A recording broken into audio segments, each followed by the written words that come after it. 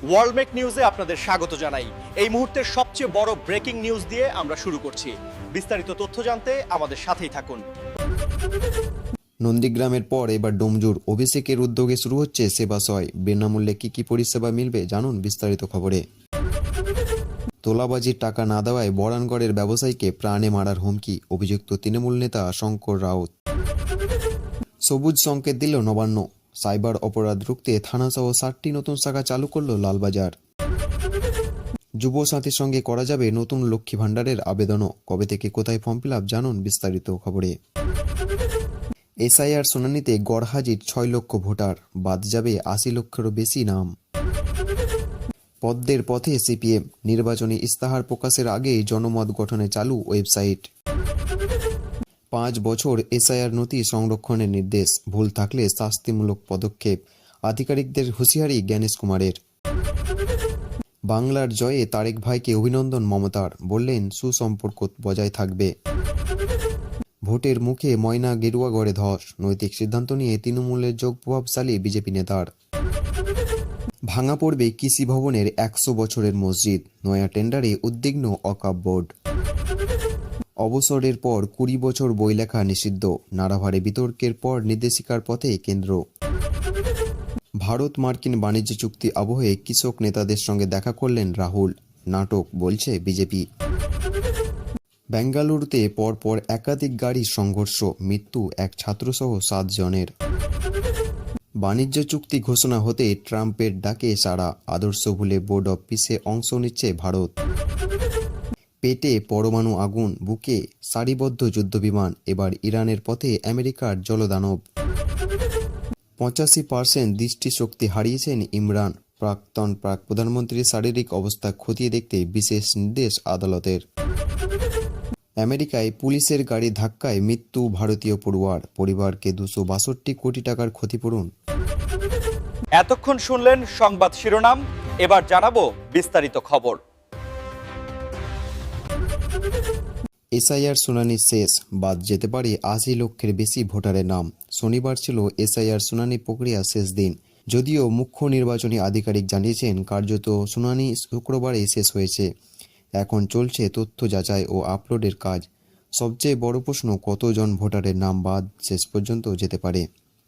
6 লক্ষ ভোটার অনুপস্থিত। নির্বাচন কমিশন সূত্রে জানা গিয়েছে প্রায় 6 লক্ষ ভোটার শুনানি নোটিশ পেয়েও হাজির হননি, ফলে তাদের নাম বাদ যাওয়ার সম্ভাবনা প্রায় নিশ্চিত। খসড়া তালিকায় প্রকাশের সময় দেখা গিয়েছে প্রায় 58 লক্ষ নাম বাদ পড়েছে। তার সঙ্গে শুনানির অনুপস্থিত 6 লক্ষ যোগ করলে দাঁড়ায় 64 লক্ষ। এছাড়াও লজিক্যাল ডিসক্রিপেন্সি ও আনম্যাপ ক্যাটাগরির আরও প্রায় 10 লক্ষ বা তারও বেশি ভোটারের নাম বাদ যেতে পারে বলে জানা যাচ্ছে। সব মিলিয়ে মোট বাদ পড়ার সংখ্যা 80 লক্ষেরও বেশি হতে পারে। কমিশনের মতে অনেকেই নির্ধারিত 13টি বৈধ নথির মধ্যে কোনোটি জমা দিতে পারেননি।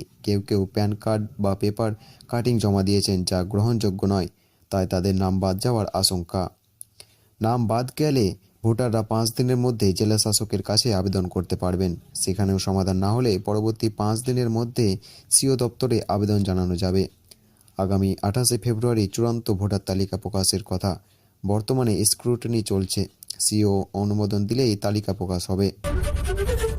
নন্দীগ্রামের পর এবার ডোমজুড়ে সেবাশ্রয়, বিনামূল্যে মিলবে একাধিক স্বাস্থ্য পরিষেবা। বিধানসভা ভোটের আগে ডোমজুড়ে শুরু হতে চলেছে বড় স্বাস্থ্য শিবির সেবাশ্রয়। অভিষেক বন্দ্যোপাধ্যায় এবার ডায়মন্ড হারবারের মডেল অনুসরণে আগে জগৎবল্লভপুর ও নন্দীগ্রামে এই ধরনের শিবির হয়েছে। এবার একই উদ্যোগ নেওয়া হচ্ছে ডোমজুড়ে। আগামী 16 ও 17 ফেব্রুয়ারি বাঁকড়া যগ্নু অ্যাথলেটিক ক্লাবের মাঠে সকাল 10টা থেকে বিকেল 5টা পর্যন্ত চলবে এই ক্যাম্প। কি পরিষেবা মিলবে?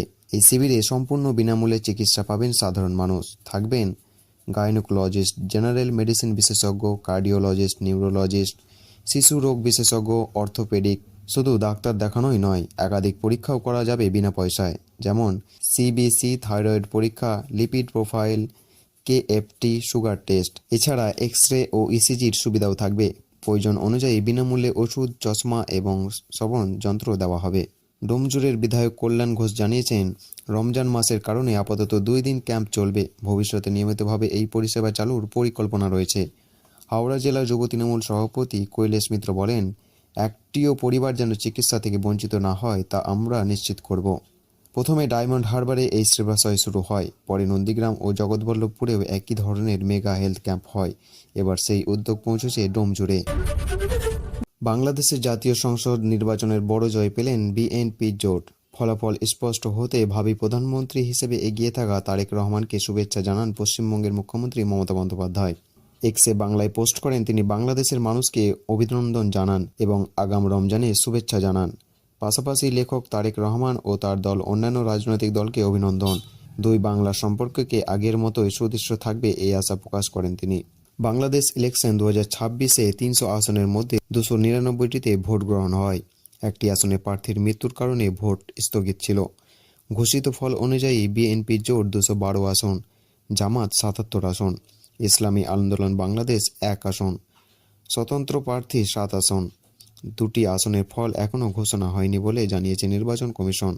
সব মিলিয়ে সরকারের গঠন এখনও সময়ের অপেক্ষা। রাজনৈতিক বার্তা উল্লেখযোগ্য, বাংলাদেশে প্রাক্তন প্রধানমন্ত্রী শেখ হাসিনার সঙ্গে মমতা বন্দ্যোপাধ্যায়ের ঘনিষ্ঠ সম্পর্ক ছিল।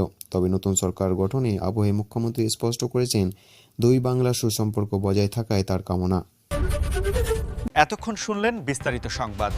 আজকের মতো সংবাদ এখানেই শেষ হলো। ধন্যবাদ।